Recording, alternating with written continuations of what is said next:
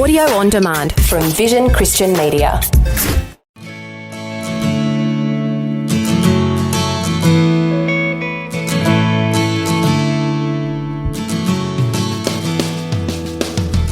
I think sometimes when they're making decisions we don't necessarily agree with, there comes a point where you've got to let go what you want, and you've actually got to realise, I want that relationship with them intact down the track.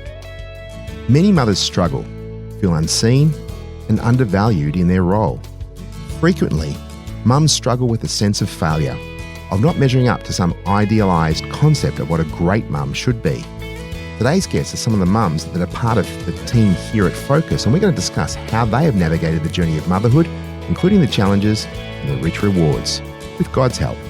I'm Brett Ryan for Focus on the Family, Australia. Well, ladies, welcome to another discussion about motherhood. I really appreciate we've got Desley, Hannah and Kate. And in our part one, we were talking about what it means to be a perfect mum. So what is a perfect mum for you, Hannah? Well, what I used to think was a perfect mum was a mum that looked beautiful and the house was clean, the washing was done, the kids well behaved and everyone was happy. But that's not true. I think the perfect mum is a mum that just does her best at all times. It's not easy. We've got so much to juggle, so many expectations, obligations, and I think it's just really important that we give ourselves a bit of a break. Yeah. And realise that doing your best and God will do the rest is a fabulous way to keep being a good mum. Yeah.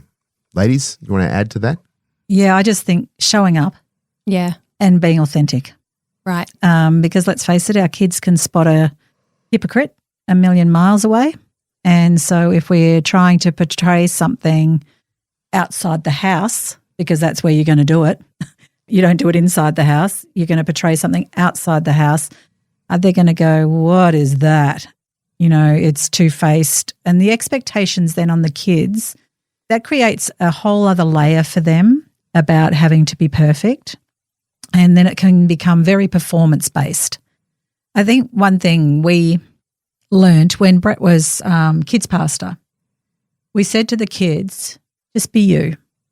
They didn't have to be the PKs, the pastor's kids. And we kind of said to people around them, they're kids. They're not pastor's kids. They're just kids.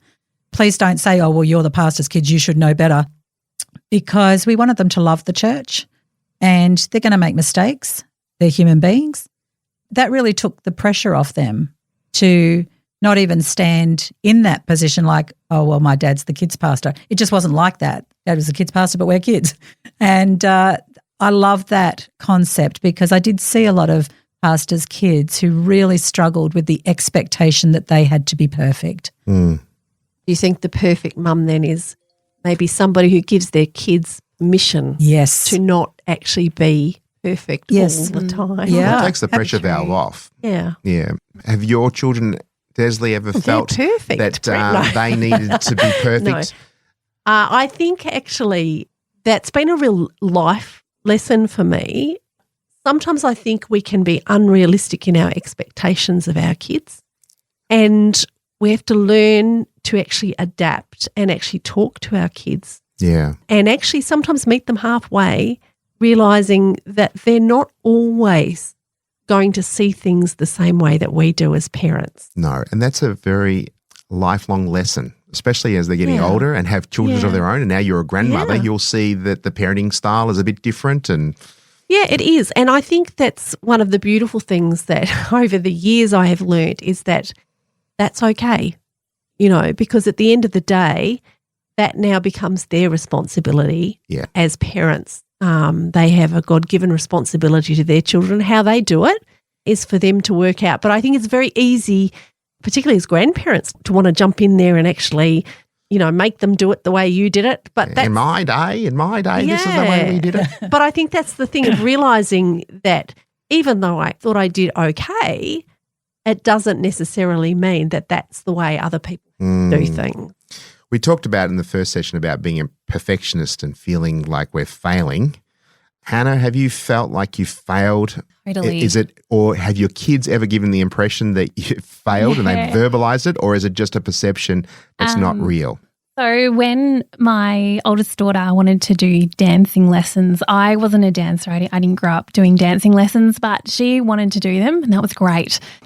But I missed the post that said it was photo day and all the little dancers came in with their makeup and hair done and everything, and I crumbled. I thought, oh my goodness, and all the dance mums were there and I just wanted to walk out. I was so embarrassed and I just really felt like I had dropped the ball and I was failing.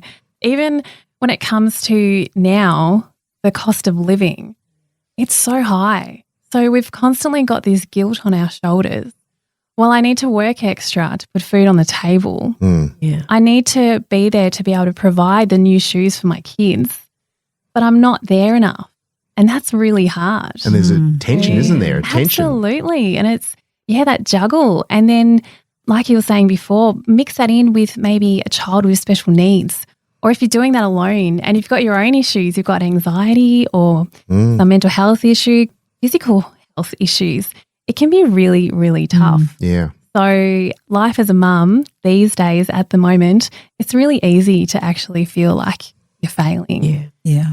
But one thing I just wanted to go back on about the kids is that I had to learn to just not care anymore what other people thought about my kids. Yeah. I knew my kids the best. And if someone else didn't understand my child and they thought that they were a naughty child or that they had issues or they interpreted their behaviour in a certain way, I actually had to learn to let it go. Yeah. How long was that process? For many of our listeners, they're leaning into their radios and they're saying, Hannah, you're speaking my language. You know what? My kids, when they do something, it reflects on me. Yeah, that's probably taken me 20 years. So that's a very recent moment.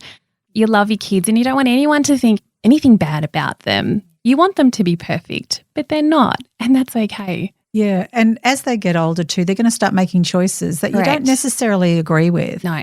And then you do need to address any insecurities you have around that, because you go, oh, what did I do wrong as a parent? Yeah. Or you question yourself. You seriously question yourself. But then at the end of it, as they get into adulthood, you've raised them to be adults, and then they do have to make their own choices, whether you like it or not. They can be great choices, they can be difficult choices, but like with any adult decision, they then have to live with what comes, and we have to be okay with that.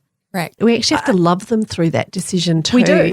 I think sometimes when they're making decisions we don't necessarily agree with, there comes a point where you've got to let go what you want, and you've actually got to realise I want that relationship with them intact down the track. And so I'm willing to actually, give part of that, what I want, away, so that I can have that ongoing relationship. And I down suppose the in track. your desperation, many parents try and solve their issues or protect them from the realities of this big bad world. Well, I think as mothers, we're born problem solvers, really, from day one. And so we've spent years trying to resolve the problems that we face day to day with our kids. And we get to a point where they don't want you solving their problems. They just want you there. Absolutely. I think that's got to do with the seasons of life, right? Because when they're little and they're babies, you can help solve their problems to a degree.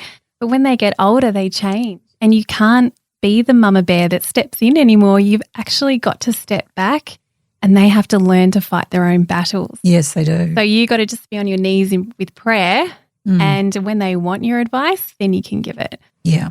What do you think, ladies, about the statement that the mum really is the glue of a household, and they set the tone? They know exactly what's happening on, and I'm speaking from a dad's point of view right now. I don't know all the kids' friends' names. I didn't remember all their activities they're being involved with. I tried my best, but the mums seem to know what's going on, who they're with. They know their temperaments. They just have a sixth sense of what's going on. Is that a burden, or is that something that just comes naturally? I remember one of my sons saying to me, how do you always know when I'm not telling the truth? And I think there's a sense in which you've watched them grow up and you see the looks on their faces and you just know what's coming out of your mouth is not actually true there. And it can be a beautiful thing when they recognise that you actually, you actually know them that well. I think too, it depends on the position as well. So I was a stay-at-home mum, Desley was a stay-at-home mum, and Hannah was a stay-at-home mum. Right. And so I ended up working a day and a half a week, but Brett was then with the boys. And so all of us have had that unenviable position or the enviable. I'm going to say the enviable because it was such a privilege to do those years while they were little at home. I felt that it was a God privilege because it was part of raising the next generation for him. Not everybody can do that. And as you're talking about now in this climate, it's almost impossible now. And now it is really, really hard for people to do that. I've got to say, at the time, we went without. We did go without. There were times we couldn't pay our bills and we just prayed and God provided. But it was a choice we made, and there were sacrifices. There were sacrifices we made. There were times where I would get a part-time job at night so that Brett was at home with the boys just to pay for school shoes and things like that. But it is a sacrifice to do that, but I would never change that. No. But that enabled you to understand your kids more because you have so much time with them. If your child is in daycare on the regular basis, you don't have as much time. You don't have those hours in the everyday to get to do that. And it's a very difficult decision for many. Oh, it is a very difficult decision. Listening here and saying, I want to stay home with my kids. But I can't. But I can't financially. And there's others people saying, well, I want my career, but they want that perfect, my career is going well, my role as a wife and my role as a mother, and something's got to give. And it makes it really difficult. I'm watching my children now go through that with little ones, and, I think it's really a lot harder for them than it was for me, and that grieves me because I think the opportunity. But I also think there's an avenue where they can work through those things and make it work as best as they practically can in that situation. So good. They're very good. It's never going to be perfect. Yeah, no, that's exactly right. There are no perfect mums, there are no perfect kids, but we serve a perfect God. Our guests today are Kate, Desley and Hannah, and they're part of the team here at Focus on the Family Australia. And we're talking about the challenges and highs and lows of motherhood.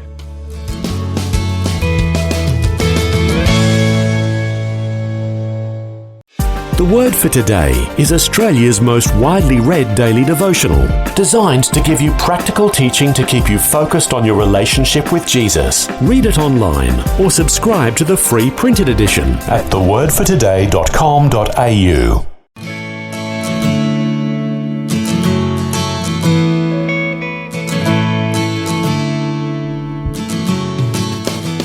Well, welcome back, and you're speaking with some of the mums who are part of the team here at Focus on the Family Australia, and we're speaking about the pressures of perfectionism and motherhood and how their faith has helped them through it. Well, let's start. Could you do motherhood without your faith? Or how has faith helped you in your journey? Absolutely central to everything. I don't think I could have done the journey that I've done without faith. It has just held my hand right through the experience of being a parent, because you wear your kids on your heart a little bit. And when things aren't quite what they should be, or, you go to a parent-teacher interview and perhaps you're told something that you don't necessarily want to hear, it's those moments where you go, Lord, just help me through this and help me navigate this with my kid. And I should add that, faith doesn't make you immune from problems or challenges not at all. and difficulties, but there's all. something to hold on to. It is. And I think also it's what you teach your children in those moments too. I can remember at one point in our married life, my husband had a job where he was actually being asked to do dishonest things. And it sort of escalated. And in the finish, he said, look, I'm not going to do that. I resign. We had talked about it, but at the time we had 3 little kids and we had a mortgage to pay, and we had, I wasn't working. And so it became a real faith journey for us to get through. And the provisions that we had in that moment were incredible. We had 3 car seats, and we couldn't fit 3 car seats in our little car, and my husband had a company car he had to give back. And so we started praying, and we had friends who were about to head off overseas to Papua New Guinea to actually be missionaries. And they had been praying, and they didn't know our situation. They turned up and said, we've been trying to sell our car, but we feel where to give it to you. And they had a people mover. That's so good. Yeah. And the amazing second part to that story was Above and beyond that you could ever imagine. it was. And a year later, we had been a bit lazy and not actually changed the registration of that car into our name. We thought, we'll get around to that later. And a year later, our circumstances had turned around, and their daughter got very sick up in PNG, and they came home. And we were able to say, do you want your car back? And so it was sort of a double provision in that way, but it was quite an amazing story that our kids watched on too. Yeah, had a front row seat. Yeah, yeah. And it's exciting for me as a parent when your kids see things like that too. That's great. What about you, Hannah? Yeah, I can remember a very significant time, the sad time of when my dad was passing away actually, and our family were really struggling. You know, it was obviously a very, very tough time, and for lots of different reasons, it was hard to get the support that I needed. And I remember in that time just saying, Lord, it's you and me. You need to help me. I've got no one else that's actually going to help me right now. And it was probably one of the most amazing times in my life, because that feeling of peace and strength came upon me, and I've never forgotten that. So in those dark moments, here's the glue that holds me together, that's for So it's sure. not the mums, it's God. Yes, Totally. that's right. What about you, Kate? You mentioned before about the example that your mother had set about her faith and strength in God, despite her circumstances, has been a great foundation and building block for you. But then you've got to own your own faith and how you have navigated faith and the juggling role of motherhood and all the responsibilities that's involving. I have traversed the years of child rearing totally with God. I pray constantly. I am a pray throughout the day girl, always have been, through every situation. And I distinctly remember one of our kids was playing some rep ball, and Brett wasn't around. I had all the kids, and my mum was actually with us, and the coach would not put our son on the court. And he was not only not putting him on, but he was being pretty nasty into the bargain. And being a PE teacher, I saw red, because just parents in sport and coaches in sport who treat children with disrespect are one thing that I cannot stand. And so he was probably 12 at the time, and I got in the car, and my mum had stayed with the kids at the court, and I got in the car and I said, Lord, tell me what to do, or else I am going to say something to this coach. And on came James Dobson From Focus on from the Family. Focus on the Family in the US. And he talked about, do not be a helicopter parent. He said, if you intervene when I want to do something in your child's life, you will prevent me from doing a good work. So I want to build character. That is the ultimate aim. And I went, thank you. So I took our son home during one of the breaks, and I said to him, well, you've got 3 options. You can quit, you can sit by the side of the court and sulk, or you can go up to the coach and say, I won't ask to go on the court, look him in the eye and say, I'll just wait. And I'm not joking, he chose the latter, and he sat by the side of the court giving me a thumbs up. I've never been prouder, because it was just his heart. He had decided that for him, those other 2 were not acceptable. And so I watched that. But what I watched God do, first of all, that coach apologised to him. Second, God removed that coach and put our son's domestic coach into the rep team, and our son played nonstop ball after that. And I went, the attitude of the heart, and that's what we're supposed to be teaching our children, is character. And when we teach them character, it's not about teaching them to be good or well-behaved. It's about teaching them and building character in them. Yeah, because that's about performance, isn't Yeah, it? the other's about performance. This is about real life change that's going to carry them through. And that happened a lot where I got in the car and I'm praying, going, Lord, just tell me what I need to do here. Or I'd stand at the clothesline and go, Lord, this is really hard. Or, you know, one of my son's hearts is breaking. Or I don't know what to do. Or I've just said stuff that isn't good. I don't like what I'm seeing, but I don't know how to do it. So, Lord, just show me and help me to ask for forgiveness. You know, it's a humbling thing. And so one of the scriptures that I love is Micah 6:8. These are the three things he asks of us: act justly, love mercy, and walk humbly with him. And so I think if we can choose to do those things, he fills in the gaps. Very much so. He fills in the gaps. Very much so. With our final few moments, this is a question without notice. What would you like to say to the listeners right now, you know, just to encourage them that they might be going through a difficulty? What would you like to say, Desley? Well, I really like to share a story actually that I ages ago heard Ruth Graham Bell, who is actually Billy Graham's wife, was being interviewed by her daughter, Anne Graham Lotz. And one of the things they talked about is when one of Ruth's children was actually not doing what was expected of them. Mm-hmm. You know, they were teenagers and he was off doing all sorts of things. And how did you handle that was the question. And I loved her answer. She said, you know, we had taught our children what we believed. We had read the Bible in our house. We had talked to them about God. But at the end of the day, they knew. I didn't have to say anything else. So I took it to God on my knees. And that's where essentially she battled for her child. And I think that's on all of us in terms of faith. So good. That there are going to be times where our kids are not going to necessarily be in the place you want them to be. Life on your knees is the way to go. It's so good. Excellent. I'd like to add to that too. We're all going to make mistakes. We're all going to say things and do things. We're going to have to apologise and repent and whatever, and that's okay too, because we are not perfect parents. And especially in the order, you know, the first child, they're the guinea pigs, and until you get the second and for you the fourth. Does that mean you've got it down pat now? You got the fourth child? They're all different wouldn't say personalities, that. aren't they? Very, They're very just different. Yeah, they're all different. Yeah.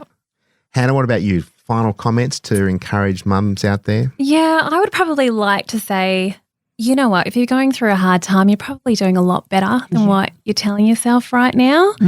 Give yourself a break. Give yourself cover. grace, I'd like to say. Yeah, give yourself some grace and be yourself.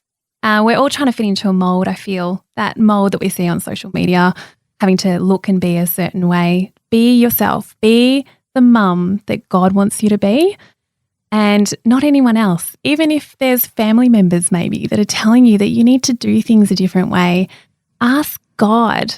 And Kate, you said it in the last one, James 1:5. If you lack wisdom, just ask and God will definitely tell you. Yeah, that's so good. I know, we've run out of time, but I want to say have fun with it. Yeah. A lot of laughter, having laughter in the home. A merry heart to a good Yes, like a medicine. Well, speaking of fun, what do you do for fun? What did we do for fun when they were younger? We did a lot of things. We had competitions for everything. Everything, yeah. It's all our amazing friends were having like, kids. your house is so competitive.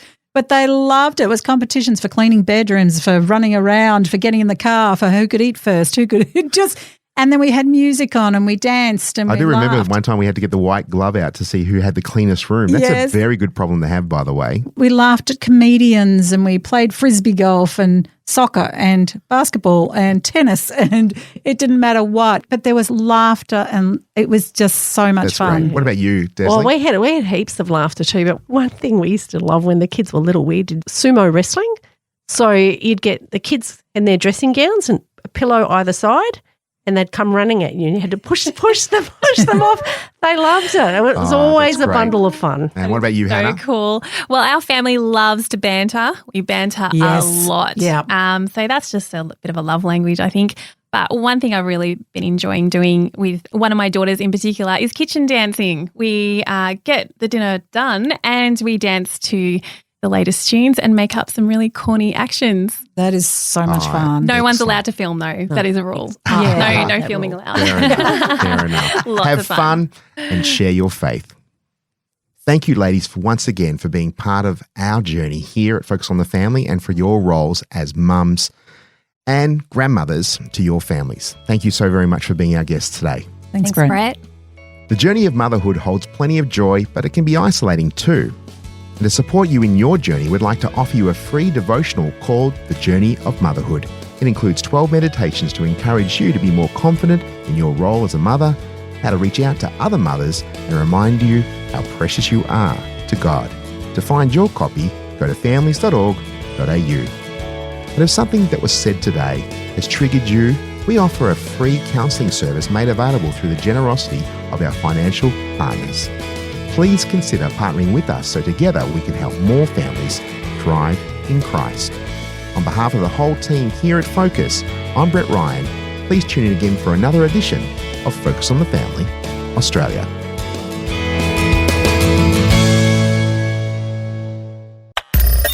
Thanks for taking time to listen to this audio on demand from Vision Christian Media. To find out more about us, go to vision.org.au.